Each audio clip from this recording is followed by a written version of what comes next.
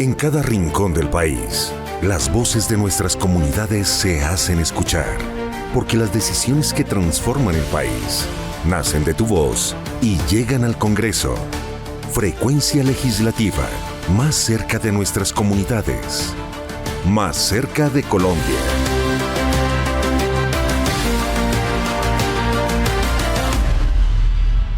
Bienvenidos a Frecuencia Legislativa. Hoy desafortunadamente tenemos que iniciar nuestro programa de una forma que no nos gustaría iniciarla, y es lamentando la partida de representante por las curules de paz Diógenes Quintero. Así es, Luis Miguel, y es que el representante Diógenes Quintero perdió la vida en un accidente aéreo que se presentó en el departamento del norte de Santander, a la altura del municipio de Playa de Belén, el pasado miércoles, donde lamentablemente también perdieron la vida 14 personas más. Desde la Cámara de Representantes lamentamos lo que sucedió en este trágico accidente y enviamos un abrazo de solidaridad a la familia del representante Diógenes Quintero y de las demás personas que fallecieron en este accidente. Las tierras norte santandereanas lo vieron nacer y en ellas mismas se despidió.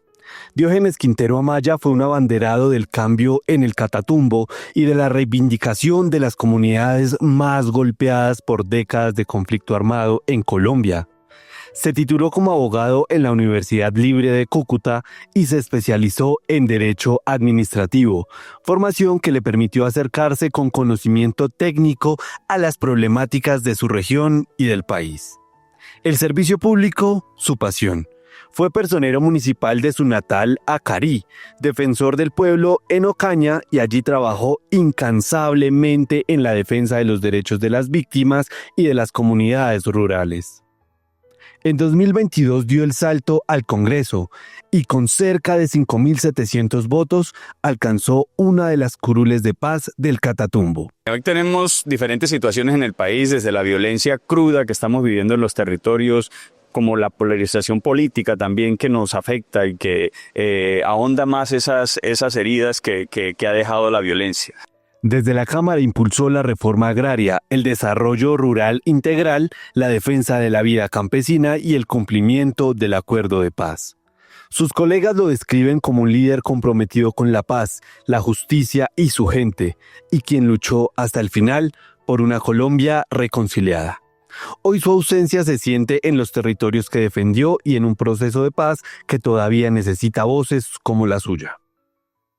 Sin duda alguna, el representante Diógenes Quintero dejó un legado con proyectos de ley enfocados a las víctimas del conflicto armado y a la construcción de paz. Su voz fuerte para defender cada uno de esos intereses del Catatumbo retumbará en cada uno de los rincones del Congreso de la República. Robert Yesurún, periodista de la Cámara de Representantes, es el encargado de contarnos cuáles son esos proyectos bandera que deja como legado el representante Diógenes Quintero. Veamos.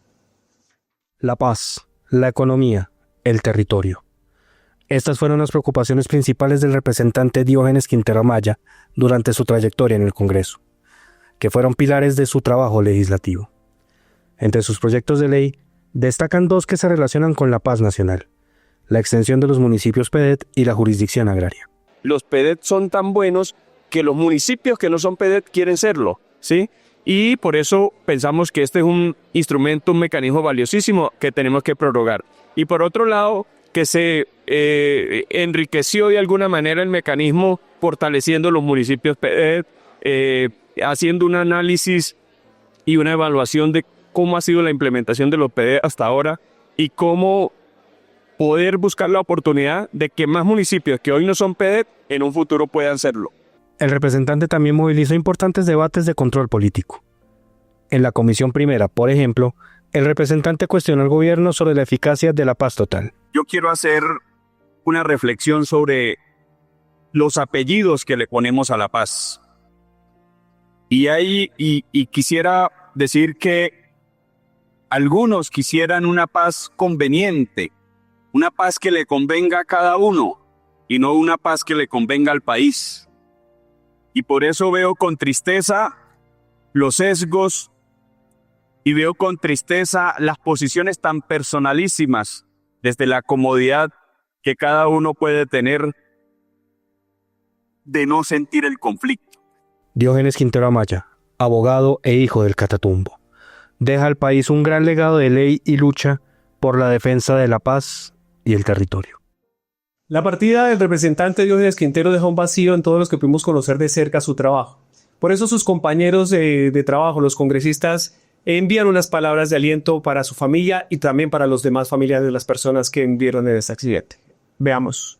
2 tripulantes y 13 pasajeros fueron las víctimas fatales del accidente aéreo confirmado por la Aeronáutica Civil, dentro de los que se encontraba el representante de la Cámara Diógenes Quintero y su asistente Natalia Acosta. La aerolínea Satena informó que la avioneta despegó del aeropuerto Camilo Daza de Cúcuta a las 11:42 de la mañana del miércoles 28 de enero y el último contacto se dio 8 minutos después. Los restos de la aeronave se encontraron en zona montañosa del municipio La Playa de Belén, norte de Santander. Hemos dispuesto todos nuestros recursos para la atención a las familias afectadas y estamos colaborando de manera plena y transparente con las autoridades para esclarecer lo sucedido. Por parte del Gobierno Nacional, el ministro del Interior fue uno de los primeros funcionarios en expresar sus condolencias. A la familia del representante Diógenes Quintero y a los otros tripulantes que iban en el avión de Satena, que hoy cayó con el desfortunio de que todas las personas que iban en ese avión fallecieron. De verdad que lamentamos ese hecho y las condiciones que se dio. Diógenes Quintero Amaya era actual representante a la Cámara por las curules de Paz y adelantaba campaña para aspirar a una curul por norte de Santander en el partido de la U. Tras el anuncio del fatal acontecimiento, varios de los colegas del congresista en la Cámara Baja también expresaron su profundo pesar. Quiero dar mi sentido pésame a los familiares de las víctimas hoy en el accidente entre Cúcuta y Ocaña. En especial a los familiares amigos de Diógenes Quintero, mi amigo, mi compañero de cámara, un hombre querido, simpático, con el que siempre pude llegar a muchos acuerdos para sacar muchos proyectos para el país. Y son de esas noticias que tú no esperas recibir, que son absolutamente inesperadas y que uno le da como un vacío, como que es un choque con la realidad, como que uno cree que tiene el día comprado, nos levantamos, hacemos campaña. El presidente de la Cámara, Julián López Tenorio, envió un mensaje a través de su cuenta de X.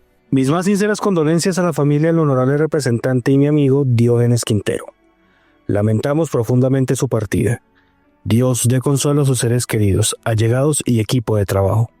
Descansa en paz, colega. Síguenos en nuestras redes sociales como Cámara Colombia. Bueno, Luis Miguel, y tenemos que continuar lamentablemente con la información. Y esta semana entre Colombia y Ecuador, la situación entre Colombia y Ecuador fue tema de conversación debido a las alzas de los aranceles de manera recíproca, Luis Miguel. Así es, Carmen, y es que según el gobierno del Ecuador basa estas medidas que acaba de tomar arancelarias por la falta de cooperación del gobierno colombiano en la lucha contra el narcotráfico y la delincuencia en esta zona limítrofe del país. Las primeras medidas tomadas por el gobierno del Ecuador son el 30% de aranceles a varios productos importados desde Colombia y el alza del 900% en la tarifa de transporte del petróleo. La canciller Rosa Villavicencio, en medio de una rueda de prensa, anunció lo siguiente. Colombia continuará llamando al diálogo y al buen entendimiento, como ha sido costumbre de este gobierno. Esperamos lograr un diálogo franco, sincero, constructivo con nuestros homólogos del Ecuador esta misma semana, con el fin de evitar la implementación de aranceles con carácter unilateral. Luis Miguel, y es que ante esta situación la respuesta del gobierno colombiano es aumentar en un 30% los aranceles a productos importados desde el vecino país y la suspensión de la venta de energía eléctrica. Además, manifestó su compromiso en cuanto a la seguridad en diferentes zonas del país. Representantes de diferentes sectores se pronunciaron ante esta situación, entre ellos el representante de la Cámara, John Jairo Berrío, él es del departamento de Antioquia por el Centro Democrático. Veamos. Miles de familias están siendo afectadas por la discusión económica con Ecuador, sobre todo en el sur del país, donde tanto han respaldado al petrismo. El representante por la circunscripción indígena, Norman Bañol, también se refirió al tema. Creemos que los aranceles encarecen la vida de los ciudadanos, tanto ecuatorianos como colombianos. Es por eso que llamamos la atención para que los presidentes Noboa y el presidente Petro puedan tener una discusión y un diálogo. Carmen, y desde el departamento de Nariño también se han pronunciado varias voces haciendo un llamado sobre todo a que se lleve todo este tema a la diplomacia y que se pare con este tema de esta guerra comercial de aranceles, porque según ellos los más perjudicados van a ser todos los comerciantes de esta zona limítrofe del país. A propósito de esto, el representante conservador Juan Daniel Peñuela se pronunció al respecto. La respuesta no puede ser quién pone más impuestos, más cargas arancelarias. La respuesta debe ser dejar de lado esas peleas que desde lo comercial y desde lo social nos van a costar mucho y buscar que exista entendimiento para que las obligaciones que cada país tiene que cumplir en materia de seguridad y de control fronterizo se cumplan. En el 2025, Colombia y Ecuador marcaron más de 2.400 millones de dólares en intercambio comercial. Por eso, la importancia de que por medio de la diplomacia y el diálogo se lleguen a acuerdos que permitan mantener el camino comercial entre ambos países. Porque cada historia importa y cada voz suma. Todas cuentan. Eso es, Mujeres con todas las de la ley.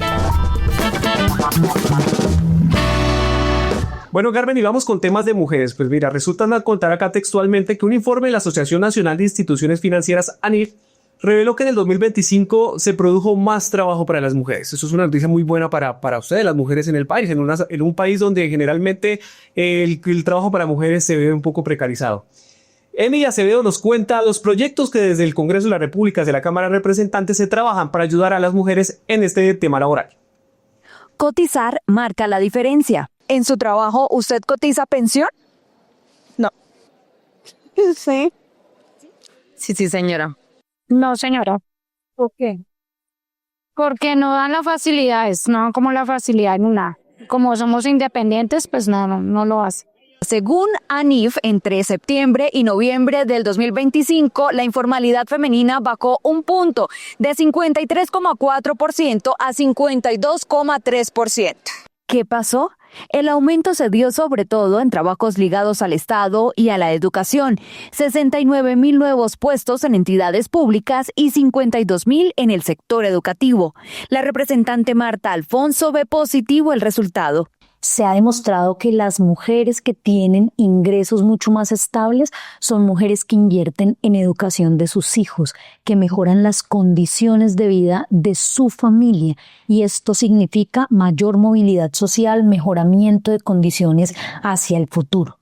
El empujón que se concentró en sectores del Estado deja abierta la pregunta por el empleo privado, y aunque hubo un hito cuando en septiembre del 2025 el desempleo femenino bajó a un solo dígito, el panorama del trimestre de septiembre-noviembre sigue mostrando el tamaño del reto: 55,4% de informalidad total y 9,9% de desempleo en mujeres.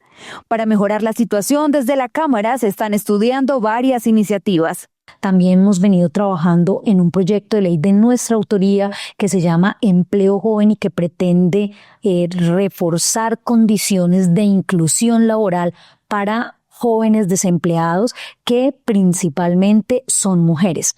Estamos trabajando también en temas de asociatividad campesina. Hemos venido trabajando con muchas asociaciones de mujeres que transforman alimentos de plátano, de aromáticas, de café, de cacao, entre otros. La tendencia es buena, pero la meta es mucho más ambiciosa: que más mujeres no solo encuentren trabajo, sino que lo conserven con cotización, estabilidad y seguridad social. Bueno, estamos en época electoral y Luis Miguel, yo le quiero hacer una consulta. ¿Usted qué opinaría si se obliga a los candidatos a asistir a los debates? Me parecería que sería lo más justo, ¿no? Porque realmente los votantes tenemos derecho a saber qué propone cada persona, ¿no? Así es, precisamente para elegir al próximo presidente de Colombia, avanza en el Congreso de la República una iniciativa que busca que la asistencia a esos debates nacionales sea de carácter obligatorio. César Vecino es el encargado de contarnos de qué se trata. Que quienes aspiran a llegar a la Casa de Nariño y también a ser gobernadores y alcaldes tengan que asistir a al menos un debate público durante su campaña, donde únicamente presenten sus programas de gobierno, o sea, sus propuestas. Tú tienes una serie de candidatos, normalmente te quedas con lo que muestran algunas entrevistas, el afiche de la campaña, la valla, la plata, la fiesta, y no conoces el programa. Es parte de nuestro deber defenderle el derecho de las y los electores a conocer los programas de gobierno. El proyecto de ley ya superó su primer debate y tuvo un apoyo general. Sin embargo, sobre las sanciones para quienes no vayan a los debates, sí hay desacuerdos. Es decirle, usted no puede volver a hablar en medios de comunicación. Eso no puede ser una sanción. Eso es exagerado, lesivo. Y lo segundo, quitarle a usted el 25% de la financiación pública de una campaña tampoco es una consecuencia proporcional al incumplimiento de la inasistencia a un debate. En las calles aprueban la propuesta del Congreso. La democracia se trata de que todos entendamos que multiculturalmente y multiintelectualmente los demás pueden aspirar, pero con ideas, con debates y donde el público y la gente que va a elegir lo conozca. Pues necesario, porque sin propuestas, ¿por qué va uno a votar? ¿Qué capacidades tienen intelectuales? Asistencia obligatoria a debates públicos. Aún le restan 3 debates más para ser ley de la República. Carmen, ¿tú usas usualmente el sistema de transporte Transmilenio? Eventualmente. Tú lo usas eventualmente, pero hay muchos colombianos que a diario sí lo tienen que usar para trasladarse a sus universidades o sitios de trabajo. Y desde hace una semana ya empezó a regir la nueva tarifa de Transmilenio que quedó en 3.550 pesos. Así es, Luis Miguel, y como tú lo dices, ese aumento ha generado todo tipo de opiniones porque desde la Alcaldía Mayor de Bogotá hace referencia a que debido al aumento del salario mínimo en 23%, también se incrementaron los costos operativos en el Transmilenio. Estuvimos presentes en las redes sociales donde se generan todo tipo de opiniones y hay 2 opiniones que queremos escuchar el día de hoy. Es de la representante Carolina Arbeláez y María Fernanda Carrascal. Escuchemos lo que dijeron. La tarifa técnica real de Transmilenio está cerca de los 6.000 pesos. Es decir que el distrito subsidia casi el 45% de cada viaje. El combustible no se paga solo. Los 35.000 trabajadores del sistema que ganan el salario mínimo tampoco. Y fue precisamente este gobierno el que subió el diésel, la gasolina y el salario mínimo de forma desproporcionada. Un perjuicio para los más vulnerables mientras se protege un negocio rentista y opaco para los operadores privados, que siguen llenándose los bolsillos a costa de los bogotanos y de las bogotanas. Bueno, Carmen, y en Frecuencia Legislativa la opinión de las personas también cuenta. Por eso estuvimos en las calles hablando con ellos, que son al fin y al cabo los que terminan pagando estas tarifas de Transmilenio. Hablamos precisamente con Daniel Felipe García y Beatriz Elena López, que esto nos dijeron. Pero también es que el servicio es bastante simple, o sea, simplemente cumple con una característica de un transporte público, no tampoco cumple con las necesidades muchas de las veces de sus pasajeros.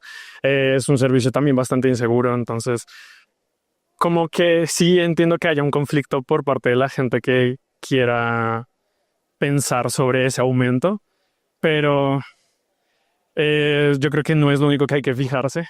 Pues a mí me parece que va todo de acuerdo con el incremento de la canasta familiar. Al subir el mínimo, lógico que tiene que subir todo, transporte. Así es, Luis Miguel, y hay que decir que el incremento del transporte público no solamente se vio en Bogotá, sino también afectó a diferentes ciudades como por ejemplo Medellín, en donde el pasaje del metro para viajero frecuente quedó en 3.820 y para personas eventuales como yo, quedó en 4.400.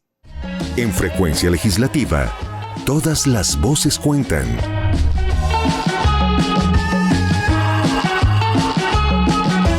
Bueno, Luis Miguel, ahora quiero hacerle una pregunta. ¿Usted estuvo en el concierto el pasado fin de semana en Medellín de Bad Bunny?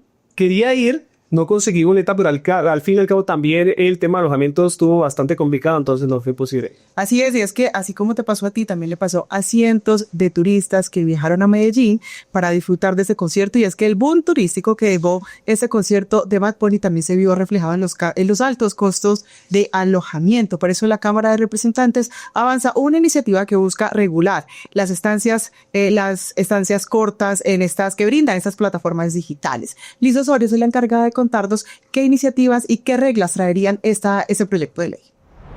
Bueno, Carmen, vamos a pasar a un tema que le interesa mucho a todos los colombianos, nos interesa a todos los colombianos. ¿A ti qué tan caro o qué tan barato te llega la factura de Irás? Bastante costosa. Bastante costosa. Pues imagínate que paradójicamente en las zonas productoras de este servicio de gas llega más costoso incluso que en ciudades capitales del país. Por eso se busca mediante un proyecto de ley regular estas tarifas. Pero todo esto nos lo va a contar nuestra querida compañera Zulma Pulido en esta sección que se llama Explicando la Ley. El Congreso de la República ha iniciado una iniciativa legislativa para reducir el costo del gas domiciliario en zonas productoras del país. Este proyecto, aprobado en su primer debate, responde a las demandas de las comunidades en Casanare, Córdoba, La Guajira y Bolívar, quienes piden la eliminación de los costos de transporte del gas, argumentando que es injusto asumir estos cargos cuando el recurso se extrae en sus territorios. Los incrementos en las tarifas han sido notables, según el análisis de FEDesarrollo. Bogotá hasta el 36%, Cundinamarca y Boyacá un 32%, Oriente un 20%, Suroriente un 22% y Cesar un 11%. La apuesta se discutirá en la plenaria del próximo semestre y tiene el respaldo de muchos congresistas, lo que sugiere un avance sin mayores obstáculos y así beneficiar a los colombianos. Los acompañó Zulma Pulido en Explicando la Ley y no olvides sintonizarnos en el canal del Congreso y Radio Nacional de Colombia todos los sábados a partir de las 6:30 AM. Agradecemos a todo nuestro equipo de trabajo, tanto técnico como periodístico, que está encabezado por la jefe de la Oficina de Información y Prensa, Sandra Sánchez, y de paso los invitamos a todos ustedes para que si se perdieron algún detalle de este programa o de alguno de los anteriores, lo puedan revivir a través de la página de la Cámara de Representantes, www.cámara.gov.co, o también a través de nuestro Spotify, donde nos pueden encontrar como Frecuencia Legislativa. Hasta pronto. Chao, chao. En cada rincón del país, las voces de nuestras comunidades se hacen escuchar, porque las decisiones que transforman el país nacen de tu voz y llegan al Congreso. Frecuencia Legislativa, más cerca de nuestras comunidades, más cerca de Colombia.